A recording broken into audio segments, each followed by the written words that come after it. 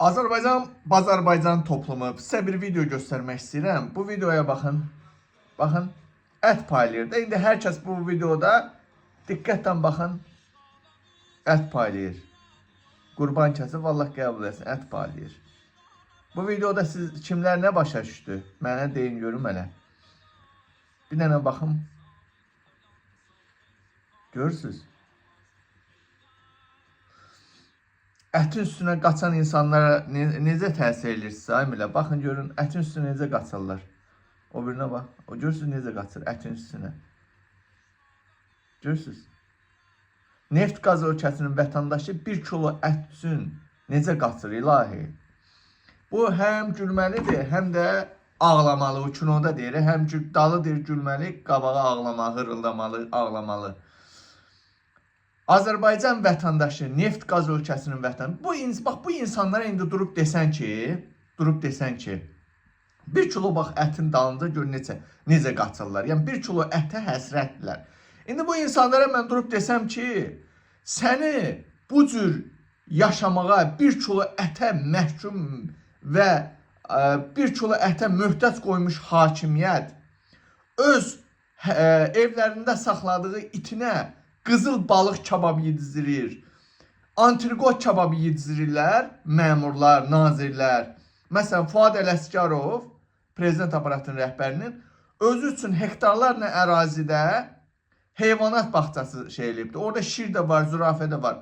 Və o heyvanat bağçasına, Fuad Ələsgərovun o heyvanat bağçasına hər ay tonlarla ət gedir. Toyuq əti, mal əti, nə bilim, qoyun əti, təsəvvürsünüzmü? İndi bu insanlara durub bunları desəm ki bu insanlara, bu 1 kilo ət dalınca qaçan insana durub desəm ki, Qabil Məmmədovun təriflədiyi DTX naziri Killer Əlin Ağayevin ailəsinin o arvadı Nahidə Nağıyevanın Çexiyada, İngiltərədə, Almaniyada, İtaliyada, Dubayda, Türkiyədə mülkləri var. Deyəcək, qardaş, mən siyasətə qarışmıram. Ona görə də Azərbaycan xalqı, bilirsiniz, belə şeyləri göstərirsən və digər tərəfdən də adi məsələn Göyçəni icra başçısının Londonda mülkləri ortaya çıxıb. Bunu deyirsən, deyir mən siyasətə qarışmıram. Deyəcək ki, o mülklər onların da, ondan mənə nə? Mən 1 kilo ətən dalınca qaçım mən. Qaçım. Özümü alçaldım 1 kilo ətin dalınca qaçım. Başa düşürsünüzmü? Ona görə də necə deyirlər? Qullar heç vaxt zənciri qıra bilməz. 10 milyonluq xalq, indi o yaxşı yaşayanlar var da indi. Belə deyim də 10 milyonun bugün 8 milyonu quldur, qul.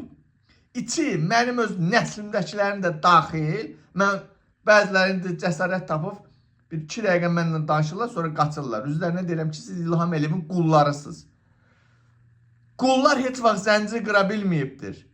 Çünki bu bizim Azərbaycan xalqın dediyimiz o toplumun ürəyinə, qəlbinə, beyninə polis qorxusu yer edilib. Problem bundan ibarətdir. Nə zaman ki biz polis o zəncirini, qorxusunu qıracaq, o zaman 1 kilo ətin dalından qaçmayacaq. Bizim beynimizə yerdiblər. Milyardlar neftdən gələn, hansı ki rəsmi statistikada Azərbaycana tək neftdən sutka ərzində 160 milyon dollar dəyərində, Azərbaycan ümumi 160 milyon dollar dəyərində dövlət büdcəsinə pul gəlir. Polis qorxusunu nə zaman rayonlarda, kətlərdə polislərə qarşı üsyan başladacaq və beləliklə xalq hərəkatı, xalq üsyanı meydana çıxacaq. O günə qədər bax 1 kilo ətin dalından qaçacaq bu xalq. Zibillər eşəcək. Paşayevlərin Bravo marketin yanındakı o zibil şeylər atırlar, geyib oranı eşəcək. Qul bazarlarında duracaq. Amma bircə dəfə də olsun öz haqqını tələb eləməyəcək. Ona görə kölə kimi yaşamağa davam edin.